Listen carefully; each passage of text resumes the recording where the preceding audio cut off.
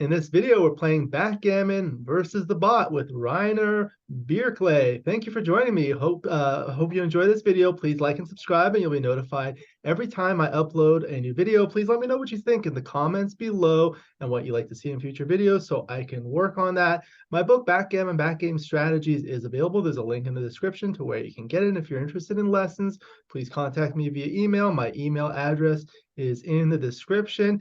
And in this video, it's my pleasure to have my guest and friend, Rainer Birkle from Germany. Thank you for joining us and welcome. Hi, Alex. Nice to be here again. Thank you. How are you doing today? I'm very fine. I'm very fine. It's a little bit cold here already. We have got winter here in Germany, or winter is starting, and a lot of rain. But anyway, we have Backgammon, so life is wonderful. That's good. I know you've been doing a lot now with the comeback. Are you also giving lessons? Yes, I'm also doing lessons. Yeah. Okay, so I'll put a link in the description. Is it best way to contact you via email? Yeah. Okay, do you want to mention your email now and I'll put it in the description? Yeah, the email address is Rainer. The viewers, when they see my picture now, they should see it on the upper right, Rainer@xg2anki.de. Okay, great. So they can contact you. And of course, you speak German, so that's good for the German-speaking people. Okay, so I'll go ahead and share the screen here.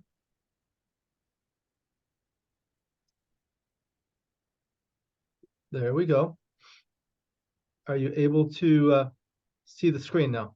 I see the XG board. Yes, we play a 3-point match. Yep. So this is going to be a 3-point match against XG. You're going to be playing the red checkers at the bottom, XG, the white checkers at the top, and we can consult.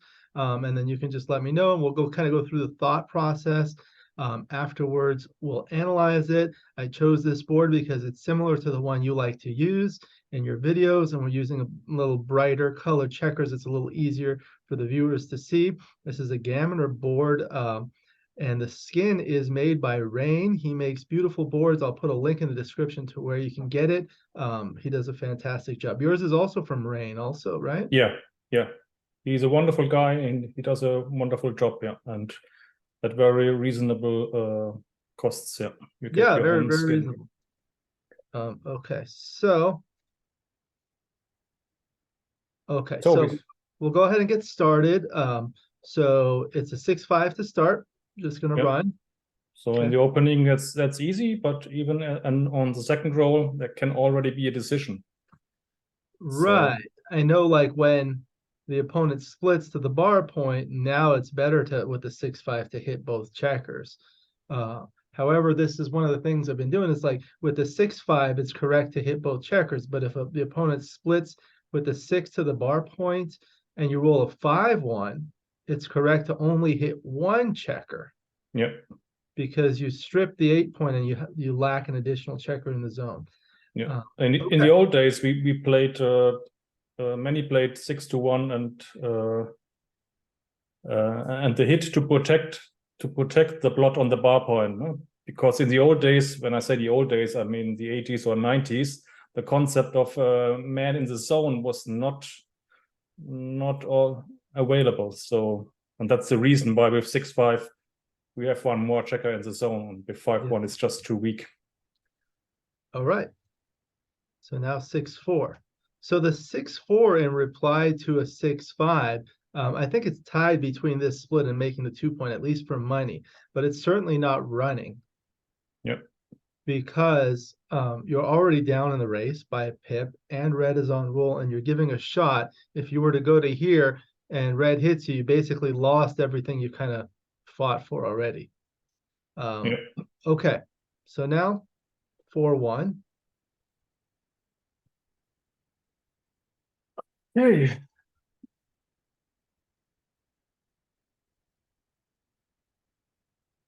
So I think this is a kind of a mixed bag. So we have the situation where when we give the opponent the complete roll, he has almost no bad rolls because he can either make a point in the front or he can anchor up. So the urge for a tempo hit is quite high, I think. On the other side, we are slightly ahead in the race and have only one checker back. So if we got to send one checker back, it's a relatively huge loss. So already we have a not so easy decision, I think. So if we hit, what do we do with the 4? I think 6 checkers on the mid are really ugly. So the other alternative would be stepping up, but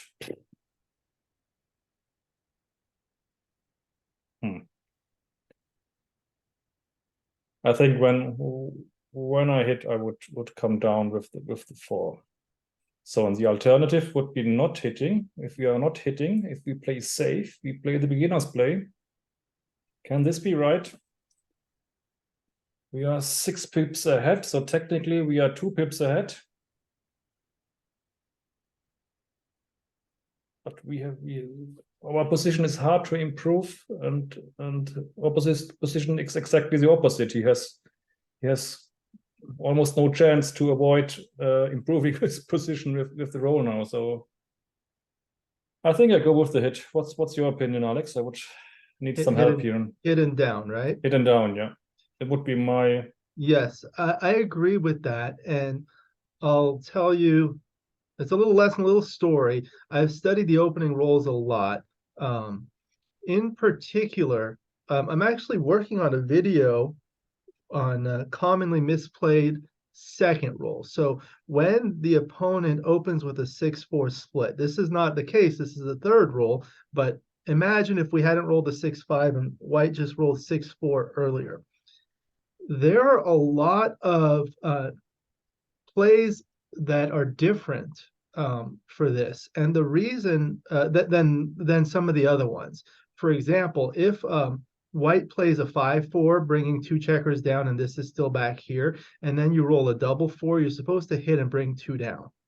However, against this, if you still had the opening position with 2 checkers back, it's with a double 4, it's correct to bring both men out all the way. Also with a double 2, it's the only position where it's correct to go all the way and hit with the 24 to 16.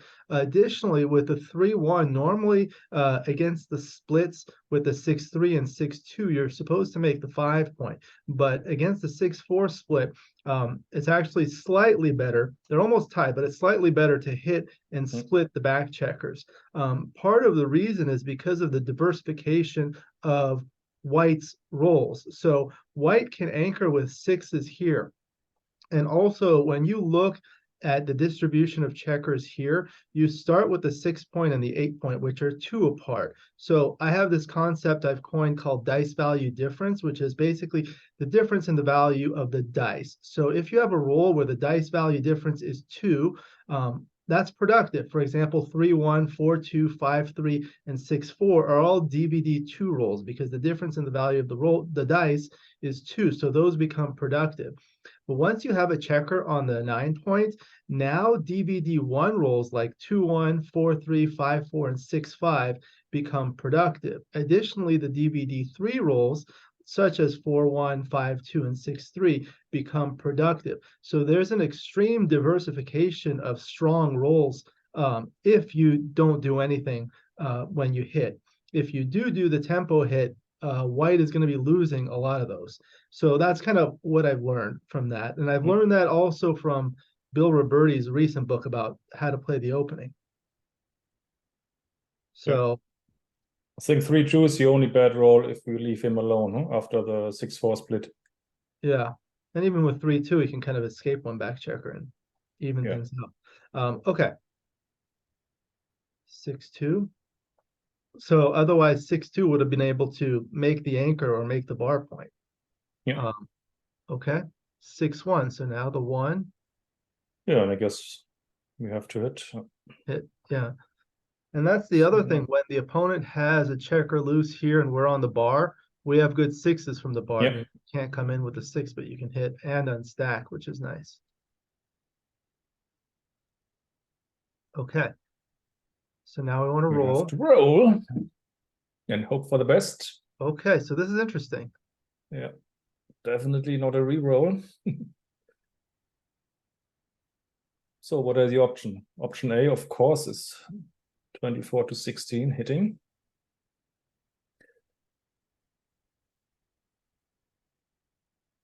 So we have nothing but blots.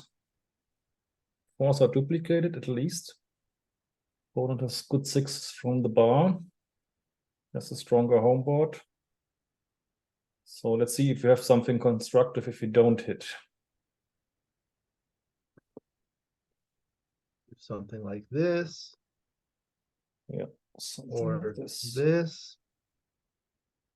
Or this. Oh. I know. I don't want to give him a direct six shot from his 22 point to our 9 point. I think so. If 13-7 and then split, we give ourselves sixes to hit back. Okay, wow. So the issue is we are ahead. We are ahead in the race, and we are, no matter how we play it, we are slightly down in the priming building process as well, I think. Which points to hitting. Can you give me the initial position again, please?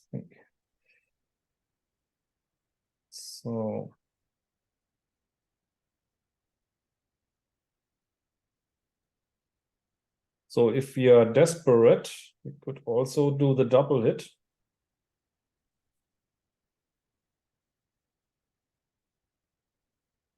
Yeah, but no, this cannot be right, I think.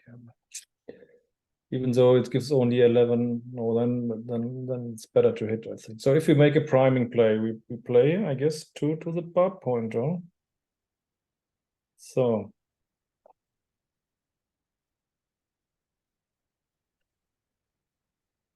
but I think, yeah, he's better in priming and he has a better timing. Oh? So I don't like this.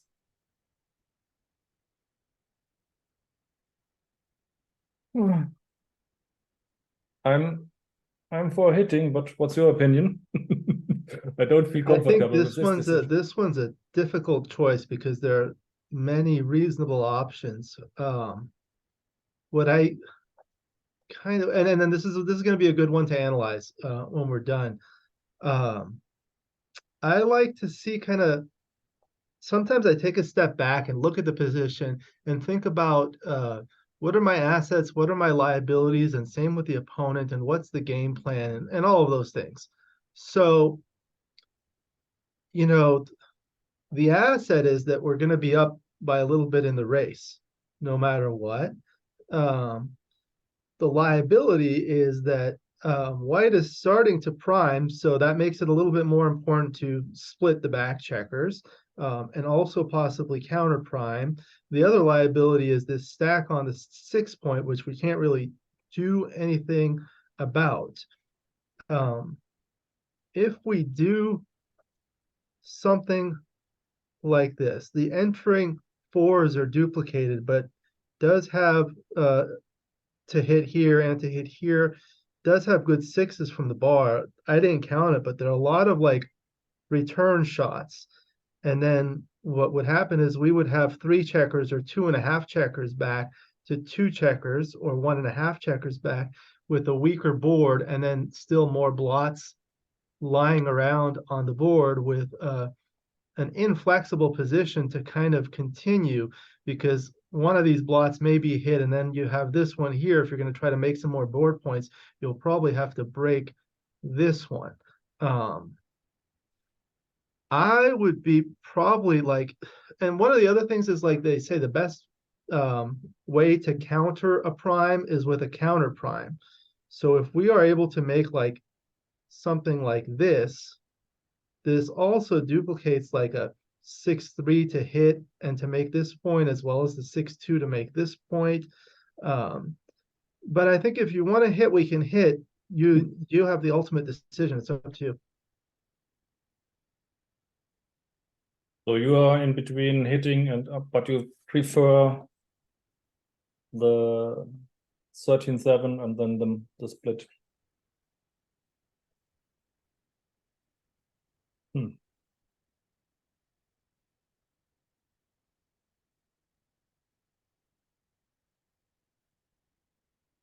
The other thing is, let's say you hit, and let's say you're not hit back. What's the upside? Well, you have good outfield control and development to be able to make this. And then what's the downside? I guess if you do get hit, there's a lot of problems with 4 blots. If you do this and you're missed, the upside is at least you've split your back checkers, and when you have your midpoint reduced to 3, you really need to get something. You need to do something about the back checkers. So that's the other thing. What I don't like with this play is that the opponent already has a checker on the 9 point, which means if he makes it, our split was not worth so much. Right. So I think that maybe we should take another look at the big split and the bar point. This one's nice because it also serves as somewhat of a distraction play, and it duplicates the 2s like 4-2 and 5-2, which would have otherwise made this point, and it doesn't leave another blot out here. Yeah, and it yeah, takes care of that. We have realized that we are not so good in the priming battle, so we make a permanent asset, our bar point, but we focus not totally on priming. We focus more on running. Yeah, but of I like course, this one too. They have. It also duplicates the 6s that come out here and hit. Yeah. If he hits loose with 6-5, 6-4, or 6-3, we'll have a good 6 from the bar. Oh, looks like a good compromise. Yeah. Should we try it? Yeah, we can try this one. Is this what you like? Yep. Okay. So there, 5-2 would have made the 4 point. So now we hit. That worked out. Yeah. Okay. Okay. Now, double 2. Trouble. Okay. So 1, 2. These are easy. And I think, yeah, the 4 point is nice, but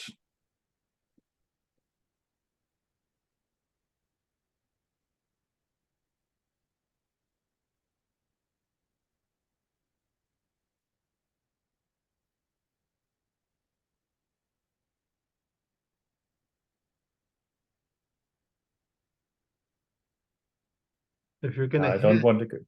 You're gonna have to probably anchor, right? Yeah, sure. Yeah, I think if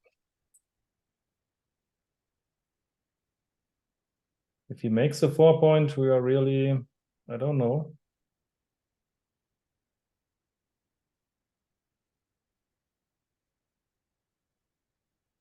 I think I would prefer to hit and make this anchor. Yeah, the other thing I always like to think about is when you're hitting, you want to see how your opponent's 6s play from the bar. Here they don't play so good, do they? Yeah. Probably 8-2 in many cases, you know, or he runs out if he can with the checker that he enters. So. Now, what happens if we do like this, and then white rolls a 4 or a 2? Well, obviously it would make the 4 point, but if it's with a 2, it would be at the cost of stripping this point. But like, let's say white rolls a 6-4 or something like that, you know, or a 6-2. It's going to be really ugly, right? Because now the 6 is not from the bar, also pretty bad. But the thing is, how I see it, if we make the 23 point, then we have to make a good prime on our own. Yeah. And yes, 4 point is nice, but it's not so easy to make the 5 point, no? And still he's already at the edge of our prime. I know that it's very often it's right to unstack and make the 4 point, of course. Right, that's the other benefit we didn't mention, is it unstacks the heavy 6 point. I think this is going to be a very interesting one to look at. We already have a few positions that are good. Yeah. Okay, so you want to try this one? I would go with that. Yeah. Okay. Without much confidence, to be honest. Okay, now. Okay, now we got these bad sixes. but we don't have quite a double yet. No. Although we're ahead by 14. Okay.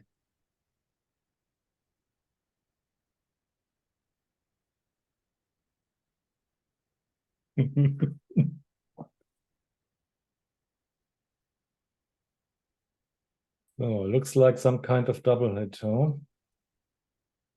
But Yes, first catches my 39 and 6 to 3.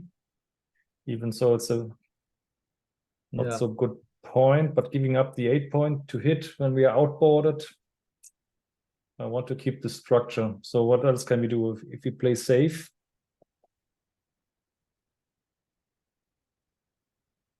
That's not this.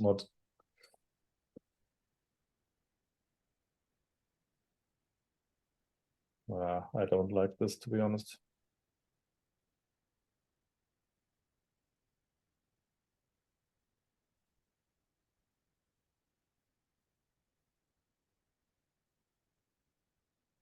Yeah.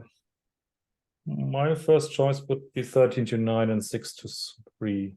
Yeah. Unstacking, keeping the 8.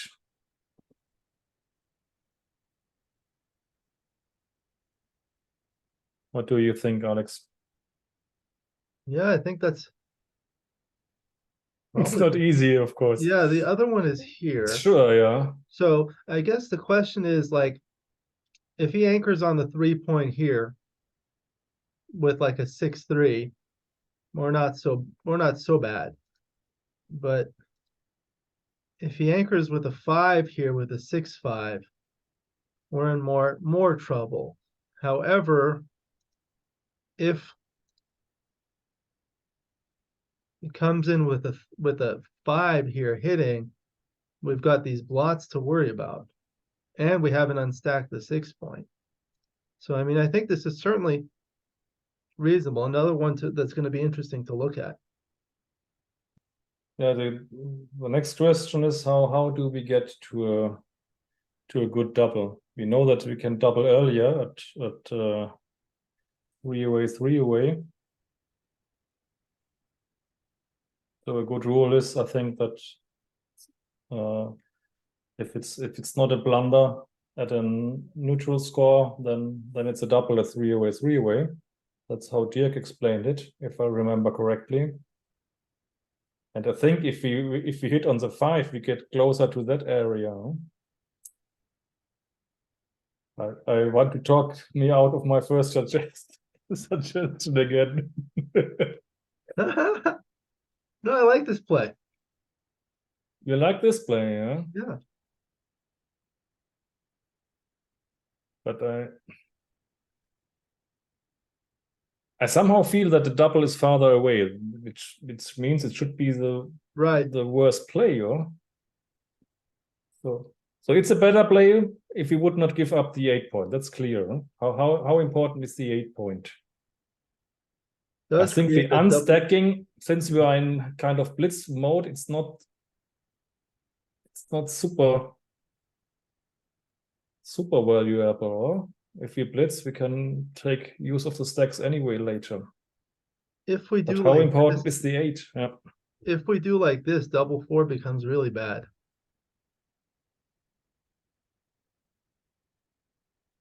However, like this, double 4 is not good, but it's not as bad. That is just one number out of 36.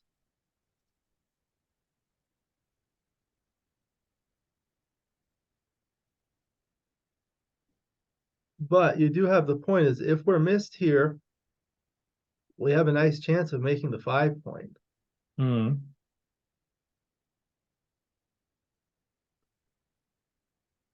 That's my play, but 5 point, this one?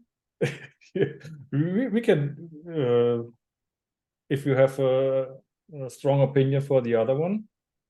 I think both are good. I always let it be up to the guest. So if you like the 5 point, we do the 5 point. Let's play pure. Okay. All right, there's the 6-5. Okay, now we can't double, of course. Easy decision. Okay, so now 1, 2, 3, 4. Looks fantastic to me. Okay. I think we can Now save maybe some too time good. here. Oh. Not anymore. I think Not we have good to enough. roll, right? Yeah. 4. So first instinct would be jump out to the 15. Like this one. Yeah. To connect to our other plots that we can hit back with a 6 if What we get about hit this with a one? 4 or 5. Fewer blots. Yeah, fewer blots, but is the blot on the 22? Is this the main issue? Well, we are up by 11 in the race afterwards.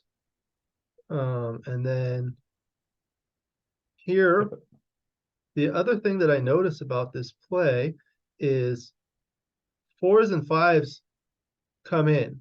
4s and 5s hit here and 4s hit here. If we do the other play, now the 3s that don't come in are okay to hit. Although whatever he does to hit, he's going to have to break the midpoint here. Yeah. So, I mean, I don't think this is, I think we can reject this one. Yeah. We can And reject, we can reject this one. Yeah. And we can reject this one. Yes. So it's basically one of these two.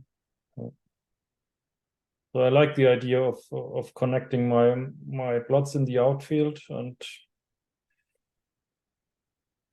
Connecting this one with this one. yeah. Okay. And it looks more flexible. Yes, it's one more plot. Because this can make the 9 point with a 6 now. So from all the difficult decisions, these I'm the most confident, which does not mean it might not be a blunder. Yeah. So if you have a strong feeling for the other one, I'm ready to get overruled or convinced. No, I think we're gonna learn. We're gonna learn a lot. Anyway, okay. Okay. 6-5. Okay. Now it's still not a double. No. 2-1.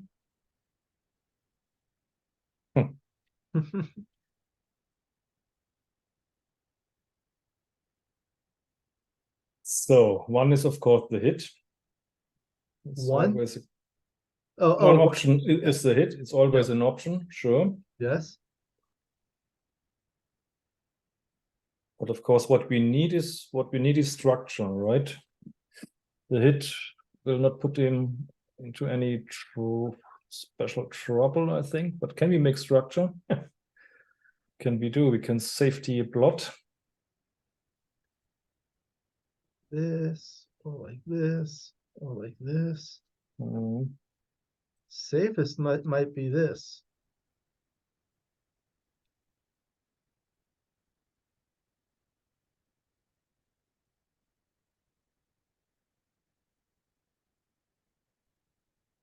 So if we hit what hits back, 4s, 5s, and 3s again. 4s and 5s, he often has to give up the anchor. With 3s, he has to give up the midpoint, which is, with 4 checkers back, a huge price to pay for a hit. Not that the hit is so pretty, but the alternatives are so. We have an even race. If we don't hit, we are even, or technically 4 pips behind, and the opponent is on roll. What, one pip? Yeah. One, technically 1 pip behind.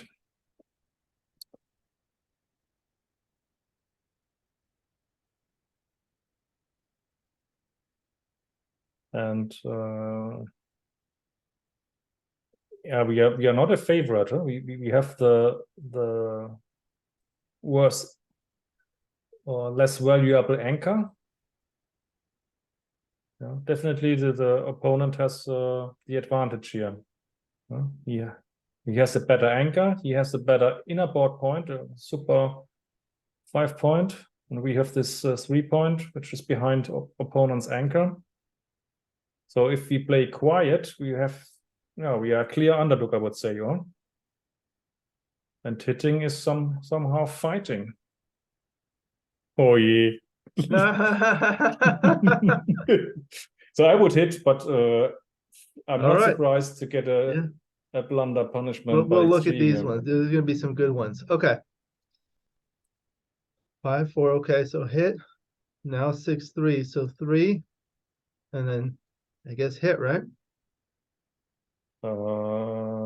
It's an idea, an alternative. At least we should look at it to make the 15 point, but I don't think we give up the anchor we would like. If we give up an anchor, we would give up the 3 point anchor, and yeah, I see no real gain here.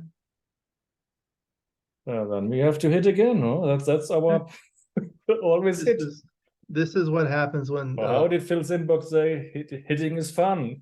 Yeah, this is fun. This is what I like. These are the complicated positions with multiple checkers back. Oftentimes it becomes a hitting exchange, and there's a lot of outfield conflict. But I can already say, if in the unlikely case that we get a good PR here, I will not say it was an easy match with easy decisions. Remember me. Okay, remind me. 4-3. Okay, so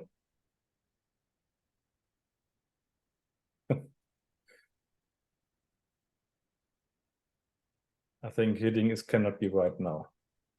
Giving up the midpoint here with no chance of blitzing and with 5 checkers back. So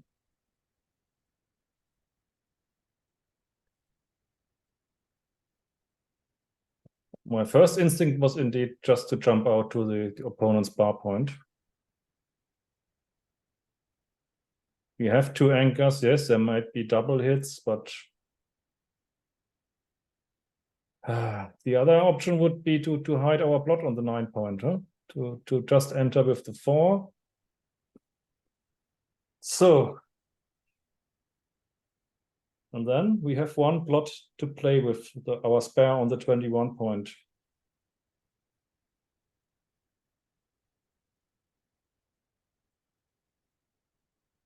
Just doesn't feel right to me. Oh, give me some easy decisions now.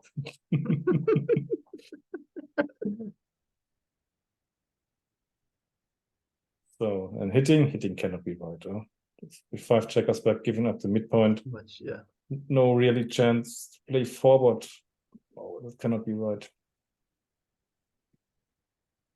For me, what I've learned when you have these back games like this, like it's not really I mean, I guess it's technically a back game because we have 2 anchors, but we don't have the timing, right?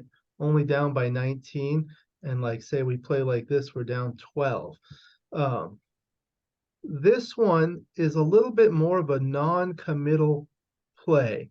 This is something that was described by Bill Roberti in Advanced Backgammon. So oftentimes when you do have this back game, let's say white brings the checkers around, white's going to want to make the bar point and make a prime here to try to bring things home safely. If we are able to make the 18 point ultimately, that's going to put a big fork in the road there. So this gives us an option to possibly play forward by doing that, or if we're hit, to kind of come back and make this point to kind of block white in. That's why I like this one. Yeah, then let's go ahead. Okay. It's very much 5-3. Okay, so now we're down 36 pips in the race. Double 5 dance. Okay, so now. So with a back game expert on my side, I feel very comfortable here. All right, we're gonna have this cannot some be fun. a pass, huh? Yeah, the PRs are gonna be way off here. We already have a good excuse. Okay, now 5-1. Okay, so see, white made the bar points, and that's a solid 4 prime. We're gonna have trouble here. 52 pip racing deficit, and having the 3 point is not good. 5-3. Okay, But at so least we have this 3-4 on and not a deeper back game. This would be horrible. yeah. So with the 5, Okay. I only see 13-8. yeah, Running out cannot be right. Oh, 16. Giving up no, the that's anchor just cannot be right. This cannot be right. And 7-2, just to keep the midpoint. I don't think it's worth it. Yeah. You really have to play pure. Yep. Okay, Let's do that. 6-3. All right, going for it. Okay, so now I think we're gonna have to go like that. Yeah. Okay. All right, we're gonna want a 6. Okay, so that's good. The 6, I think, Okay. unless we want to do this. No, I think we have to Hit and move up. Yeah. 6-5 is too much, I think. Yeah, it's really important when you have an anchor and you have the spares here, you're gonna need the spares to pop out for mobility. And the higher the spare, the easier it is to pop out. So if it's here, you can come out with a 5 or a 6, whereas if it's here, it's only a 6. Yeah, Okay. almost doubles the chances. Yeah. Okay, fine. Okay, double hit. Now white's trying to make this, and that's gonna produce a lot of anti-jokers. 6-5 dance. Okay. 2-1. 4-1 is forced. So there. Now if we roll like double 5. No, we don't. Yeah. Don't think about that. So here I only see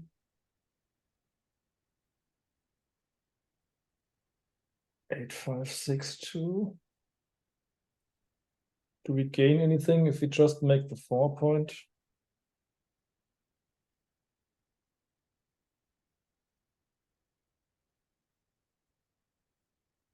I don't think so.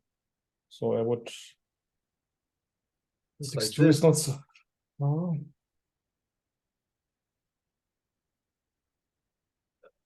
One of the topics I did not include in the back game book is specifically that of triple anchor back games, because that requires like a lot more. One of the strategies when you have 3 or more anchors is to try to get all your checkers recirculated and kind of form an outfield prime called a snake. And this would be the best way to do that. It's not looking good no matter what. I think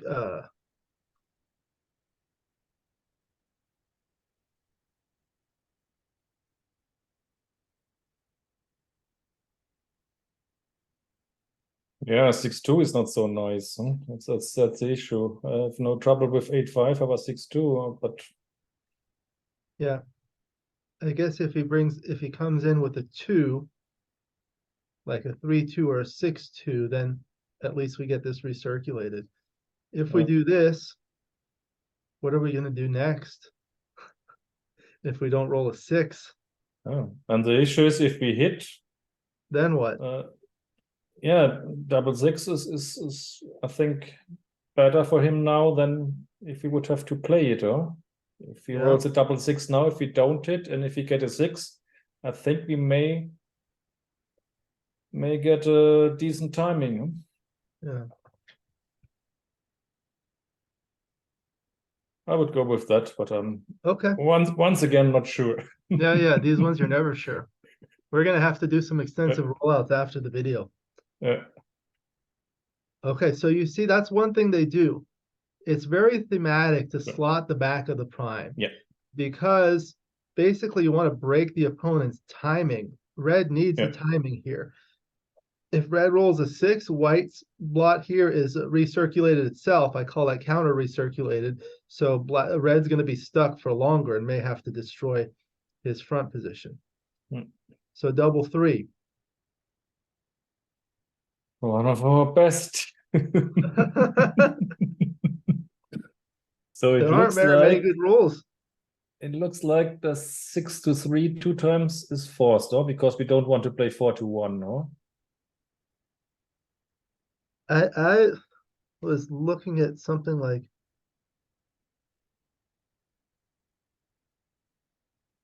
or maybe, but this is not good at all. You really want this and this, and I don't, as much as I don't like this, I also don't like the alternative, like putting another checker on here. I don't know, this one's gonna be tough.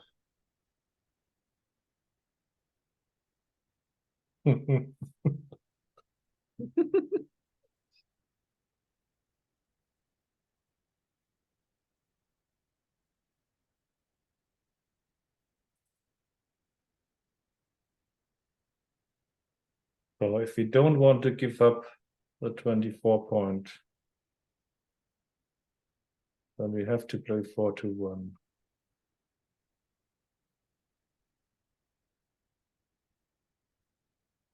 Oh, this is really horrible. It is.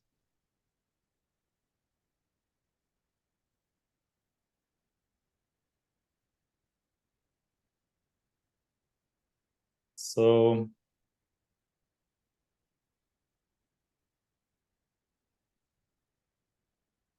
we have to crunch our board anyway. Then we could also keep our back anchor. So if we keep our back anchor, we have to play 4-1, 6-3 two times, and then decide on the last three from this nice position.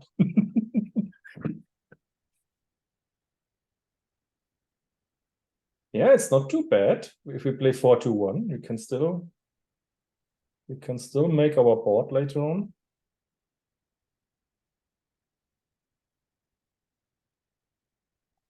I think I don't like the idea of giving up our 24 point. I still Yeah, I hope. understand. Okay. Next roll, if we roll a 5, this is gonna be gone, or a 4. Yeah.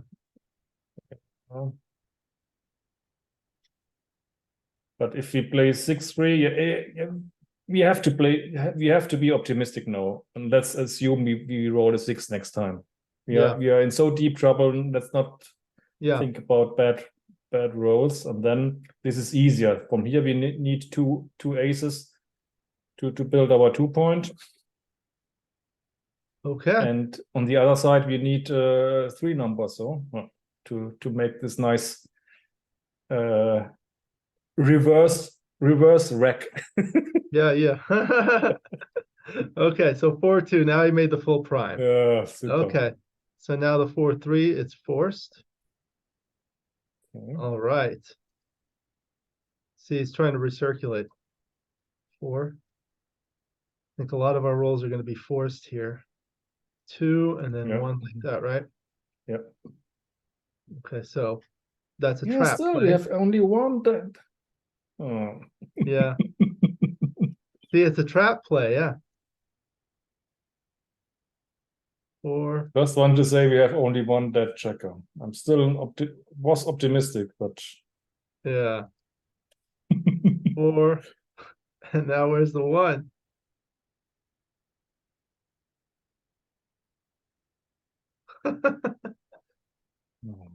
I think we have to keep the board and Like this? give him bad 6s.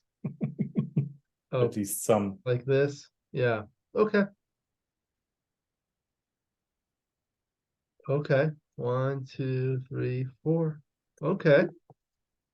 Something.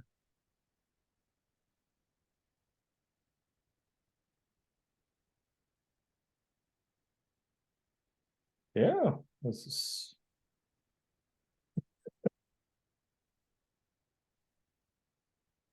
I think right now we're just looking at how to save the gammon. Yeah. I think hitting and then continuing to the mid. There's Do we also have? the option of not hitting and continuing. Hmm.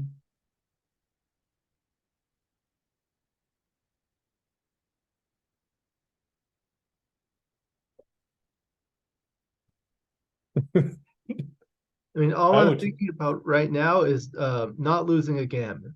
So Yeah. the way to lose more gammons is to get more checkers sent back. The way to save more gammons is to avoid that. And hitting and continuing gives direct twos. That's 11 numbers. Not hitting is only 7 numbers.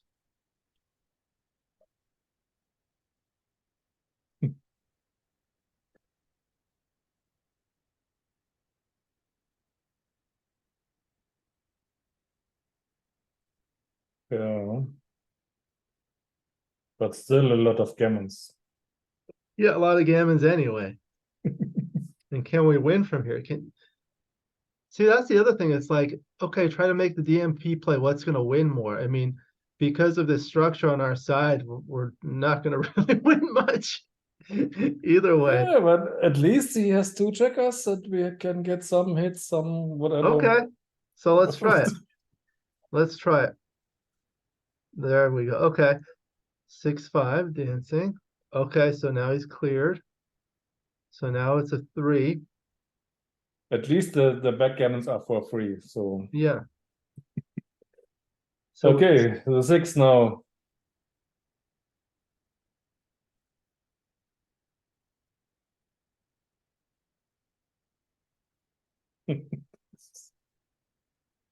I know. So can we generate that row? What is double 4? 1, 2, 3. Can still handle. Oh, double 5.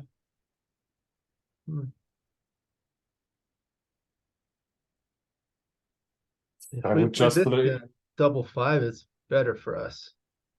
But This would be my play. Just it unstacks the yeah. the button.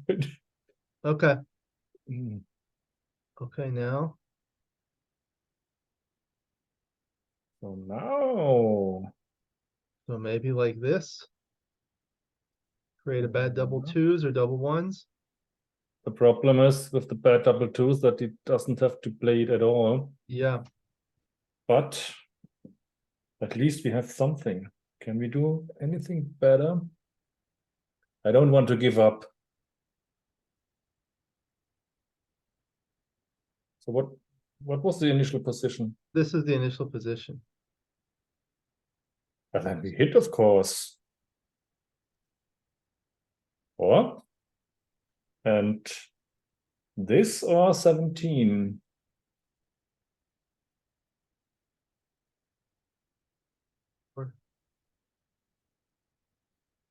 Hit and 17. out. This covers both plots, or connection to both plots. Yeah. 5s and 6s. Would be my play, but Okay. Yeah.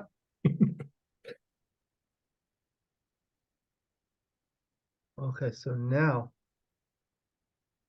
I see we are getting into something. Fives. Double 4s. So if we do this, now his double 5s is really bad. Yeah.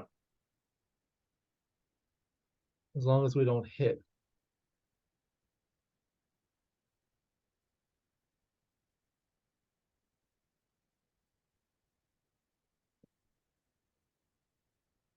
So to give him an anti-joker is a good thing, I think. But Here, the fourth, double 4s is not terrible. It's not as bad as double 5s the other way.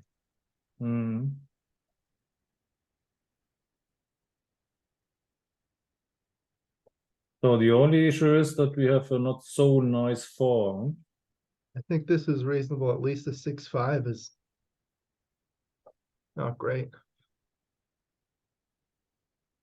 And he cannot, a 3-2. This one is stuck, right? 3-2 would be forced. So, and if we give up the idea of giving him the double five, what would be the best play? Would be maybe hitting again, or what? Hitting and blocking double sixes.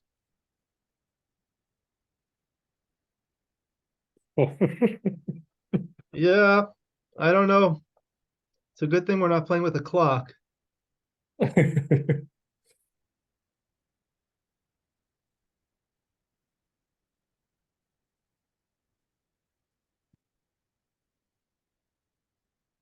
I would go with that, but You want to if try this double one? fives comes up, then Okay. it's stupid. 4-3. Okay. 2-1. We danced. 3-2. That was the one that was forced like that. 2-1 is a dance again. Okay. Now we're kind of toast. We have to split here, right? Yeah. Yeah. You want to just come out like that with the 3-2? Yeah, that's good. Yeah. Yeah.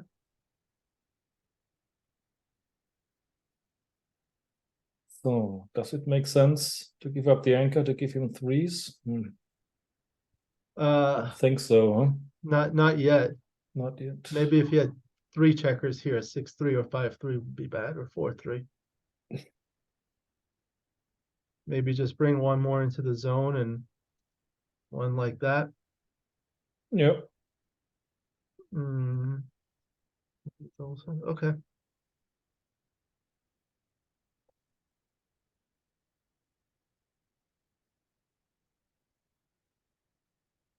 Wow.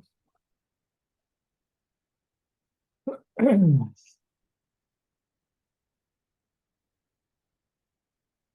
don't think there are a lot of great alternatives. I mean, maybe just like that. Yeah, fine with that. Yeah. Okay. But so we still would like to play the ace from 21 to 20, huh? So I would keep this checker there, huh? Keep this here. Yeah. So In we the could case we roll an ace, because do like this. yeah, something like that. Yeah. Okay. All right. So 6 and then 1. I have no idea if slotting the 6 point is good, or I have no experience with this game. Yeah, I want to this might slot not be. the split with the ace, yeah, and then maybe it's not a Although bad idea sometimes to make the 6 point, huh? you want to make a prime here if possible, like an outside prime.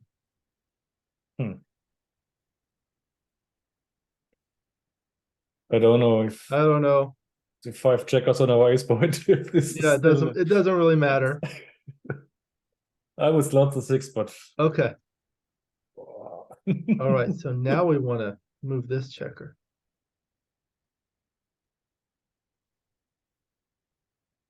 cannot even make the 6 point. Oh, nothing is working here. So now he has 6 checkers on the 3 on the 6, which means if Play this 5-3, 4-3, 6-3 are really bad. that was, yeah, what I was thinking. And 6-5, 6-4, 5-4. So then we have a 2 to play. Oh, why not to 13? I don't see any. The 13. No. Yeah. So now anti-joker for XG up. Let's see. 6-4. Okay. Triple shot, but we can still get gammon. 5-4. Okay, so I think we're gonna want to play the 5 here and the 4 like that, hoping for double twos. Okay. Nope. Okay, so this is gonna be a tough one to save. Yeah. So I'm did just gonna we play. make a single digit PR or double digit? That's the only question Yeah, I'm not gonna worry with about the these PR in decisions. this one.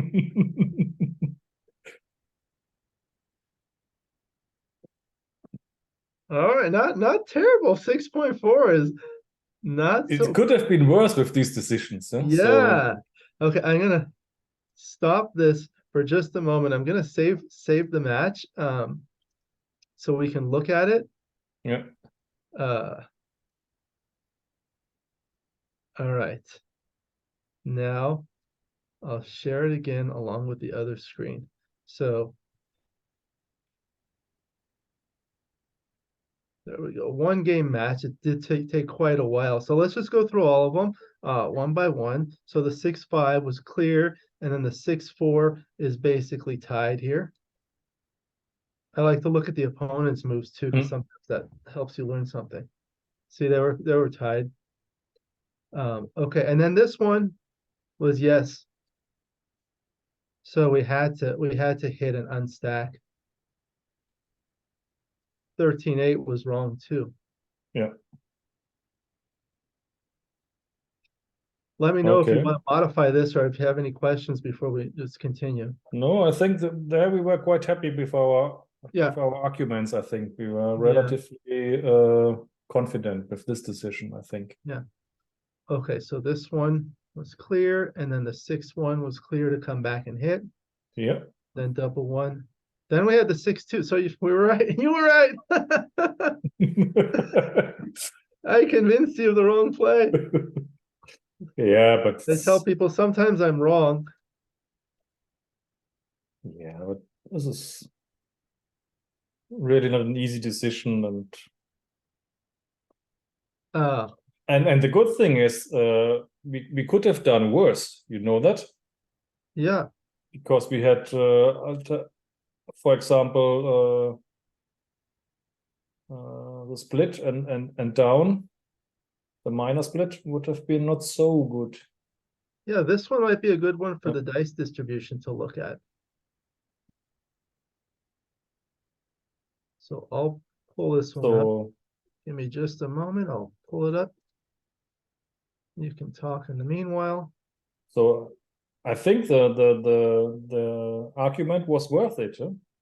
Yes, you can say my first instinct was hitting, but we discovered more and more options, and at least we did avoid the blunders, which were you also mentioned, huh? Like making the bar point with 2 down, also 9-7 and 13-7. Yeah. So this one compares hitting like this, resulting in this position as the top play, with the second play, which is what we did, the major split, and making that. So let's look at the swing rolls. Double six is huge there. Double six is a huge swing roll there, because if we played the other way, we played like this, double six is great. Yeah. So that was a big one. The 2-1, basically we're taking away the tempo hits when we're hitting. You see all these other ones they hit. We're taking away all of those numbers that hit, like 2-1, 5-1, 3-1, 2-1, all that. Maybe I'll do a more detailed position analysis in a separate video. And just But still, in a very, or at least for me, it was a very complicated or difficult decision. We went down to the top 2 moves, and I think this was not so bad. right. So Okay. Let's continue. In the interest of time, we're going to have to move a little bit faster. okay. So we'll continue. I'll change it from final to initial. So this was the 6-4, hitting was clear. And then the double 3 was bad. And then the double 2. Yep, you were right. I almost convinced you of the wrong play. Wow, okay.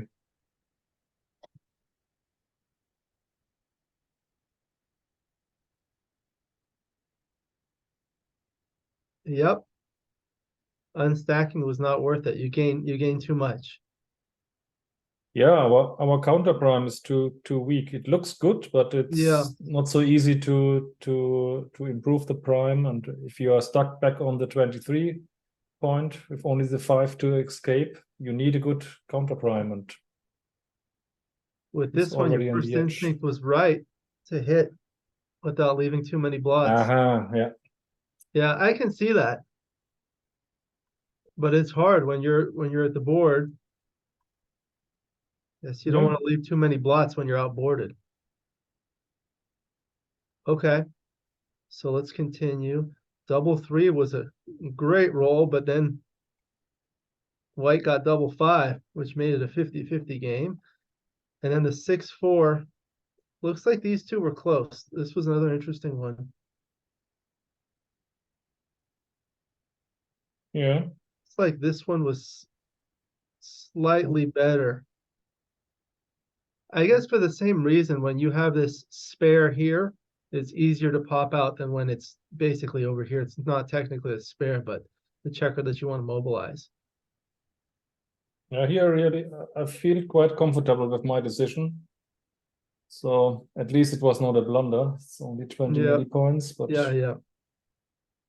Okay, let's continue. And then the 13-10.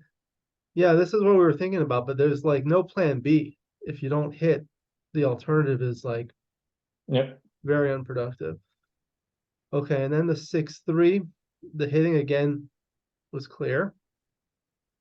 And then the 4-3, look at that. It likes the hit.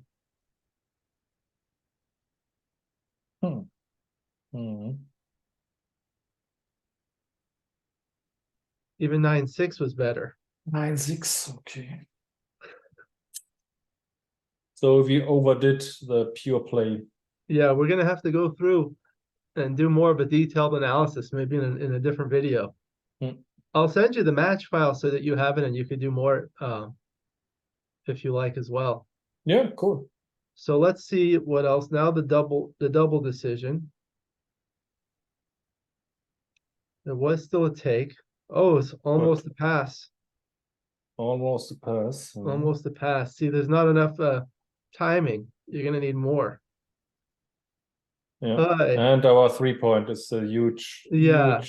So this is one thing we can do is go to this separate board, and now what I can do is modify it like this. Or for the 8-point, I think it would be way better.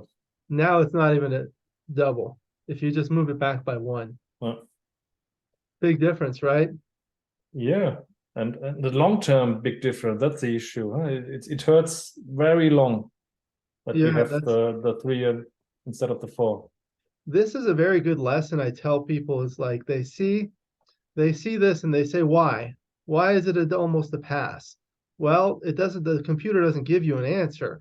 But if you do something like this and modify it and look and you see how big of a difference, that tells you that having these two checkers 1.2 deep is a big difference. So that's the way to learn. And even with the 8-point, I think the take should be more clear. Like this. I don't think this is a double. This is not a double. And this one over here is almost a double. It's only a 16 millipoint error to double from here. Yeah. All right, so let's see. We took, and then we rolled a 5-1. That was forced. And then the 5-3. So look at that. It likes 7-2. However, I think with these ones, one of the things I've learned is you can't necessarily trust the plus analysis. You'll have to do a deeper rollout. So I don't think we should make too much of these for now. So but it's always nice to have found the worst move.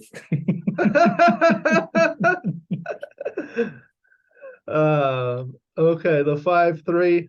Again, these things.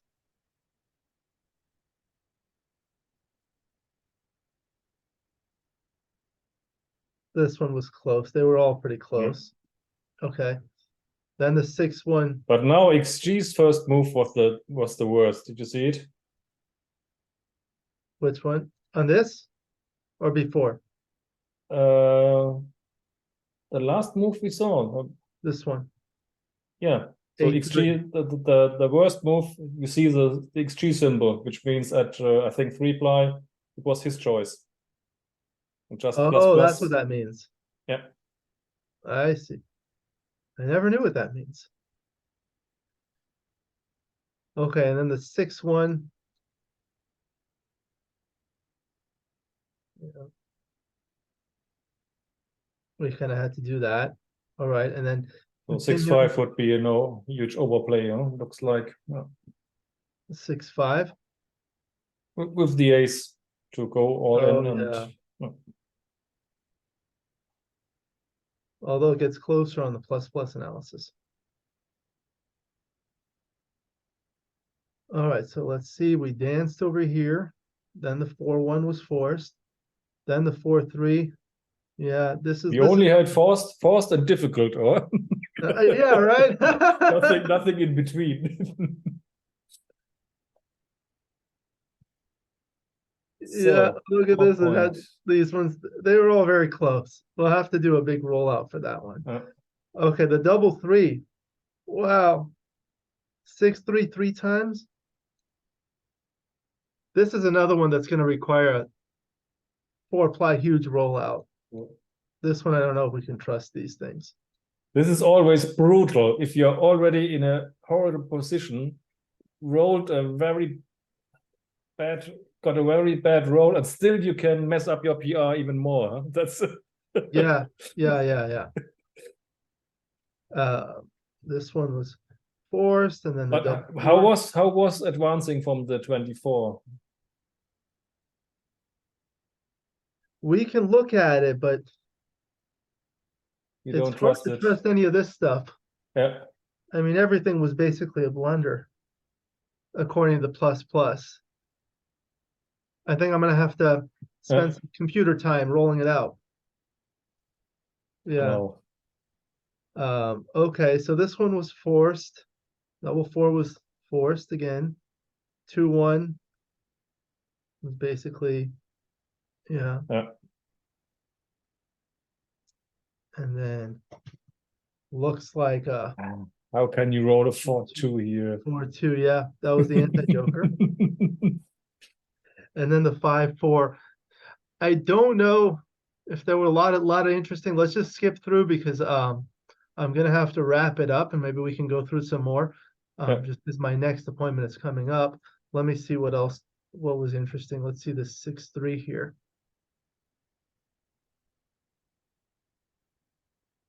Yeah, but the whole containment stuff, most likely you also need rollouts, I think. Yeah, these are going to need rollouts.